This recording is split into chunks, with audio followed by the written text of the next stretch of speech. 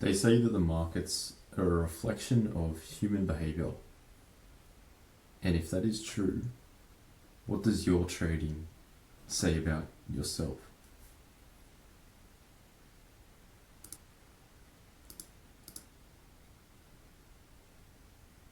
In the early days when I was first starting out in trading, I thought the more trades that I took, the more time I was on the chart, I would gain experience a lot faster and gain and learn a lot faster. And I just felt like I always had to be trading. The markets were open, 24/5. I had to be checking the charts every hour, whenever it was, right? Overtrading doesn't come from logic at all. It's merely just you putting lines on a chart, putting indicators on a chart, and creating an illusion that there is a trade when there's not. And it all just comes back to emotion. Now, your chart, right? This is your chart. This is your trading view chart. Let's go. What else?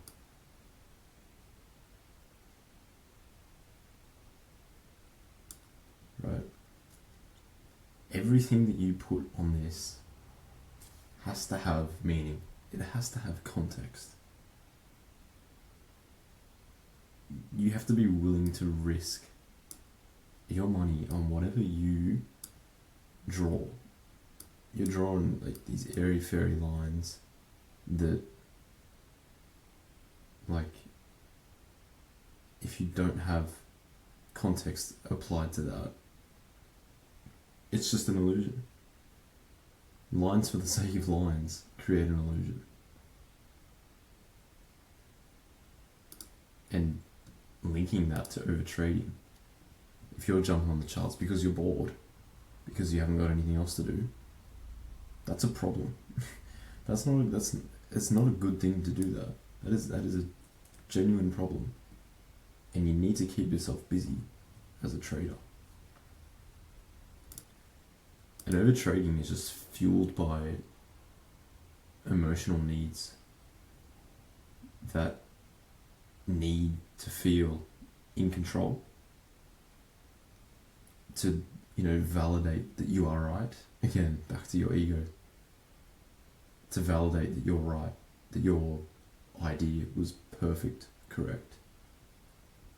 And boredom as well, being bored, which is one of the worst habits any trader can develop. If you're bored and you jump on the charts, that is not good, trust me.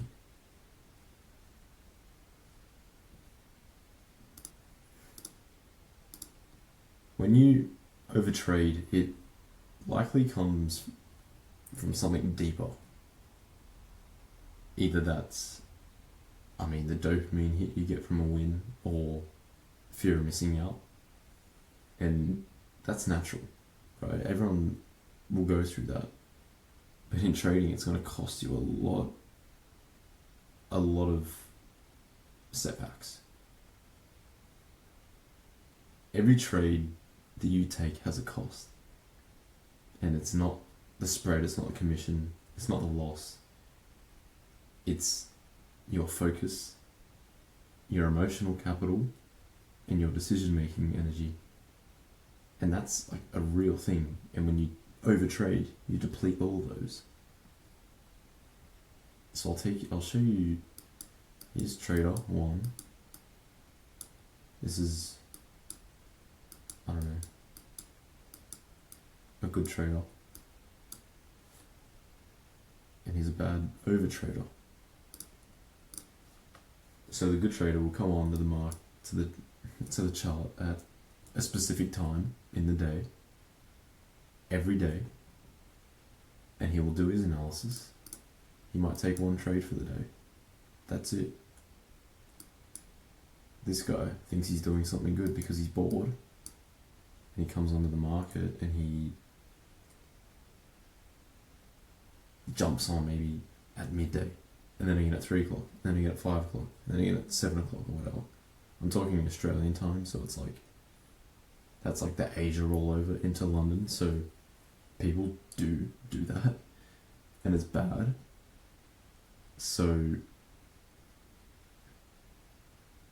this guy jumps on maybe London session, takes a trade, London Open, takes a win. This guy jumps in Asia Open, maybe midday Asia, midway through Asia. He might take one trade then, takes a win. Good job.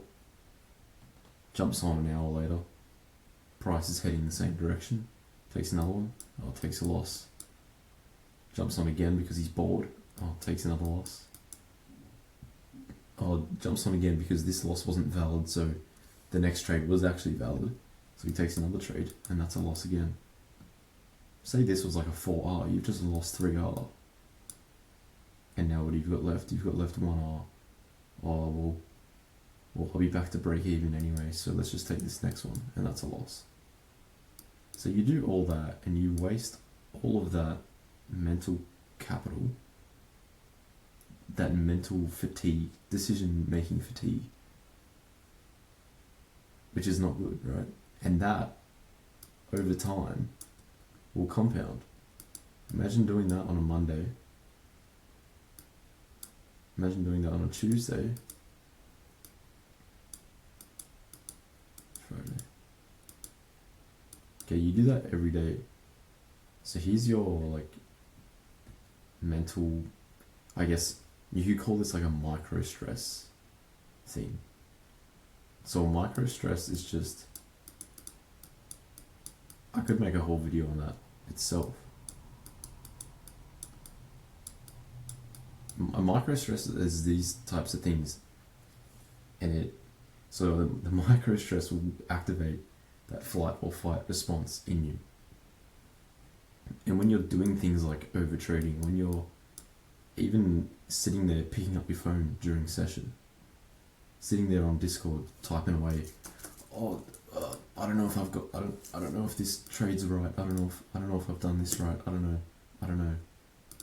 Because you're too focused on trying to be right that you're asking other people. They might not even be right. Anyway, these micro stresses, they can be anything. And I do recommend you, I'll tell you how to set boundaries after this, but anyway, you have a Monday, you might overtrade a bit, play on your phone while trading.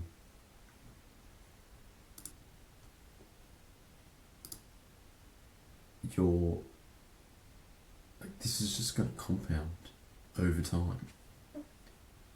So you do this on a Monday, do it again on Tuesday, Wednesday, this Thursday, this Friday. This is just 1 week of all this micro stress build up. You do that every week, over a month, imagine what it looks like.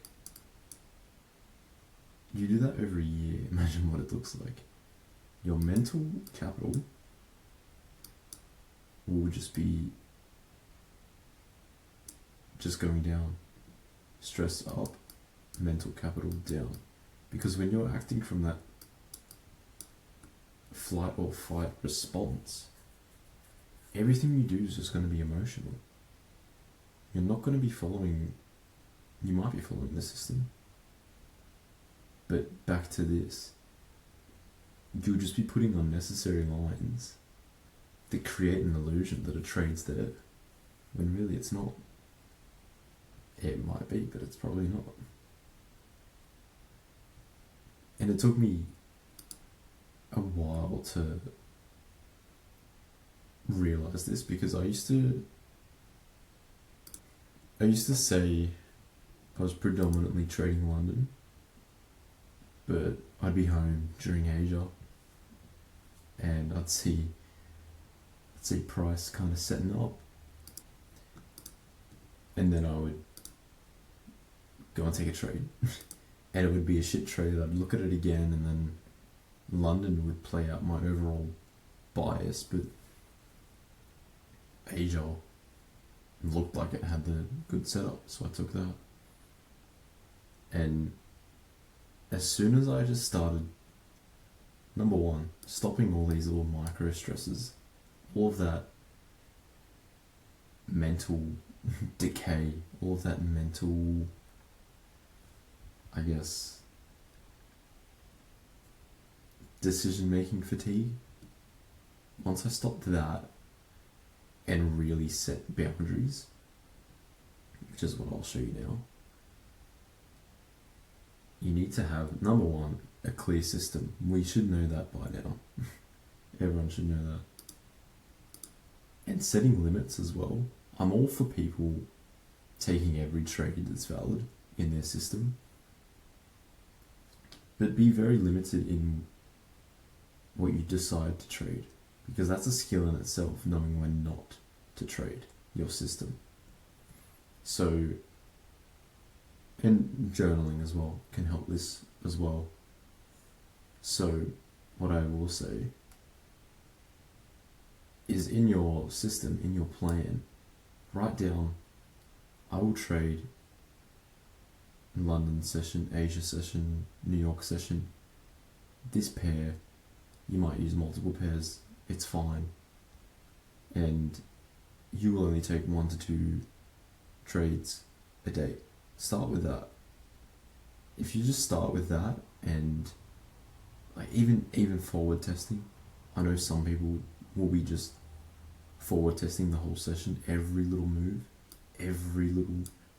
like I could catch this sell, this is this valid, is this valid, like just get off the chart, go for a walk, genuinely, just go for a walk. You just have to remember that the market will, it sounds so cliche, the market's always going to be there, and it will, the best traders don't look for setups, they wait for the setup. The setup comes to them, they don't go to the setup. The less you trade, just you'll make more. That's it. That's the paradox of less trading equals more money.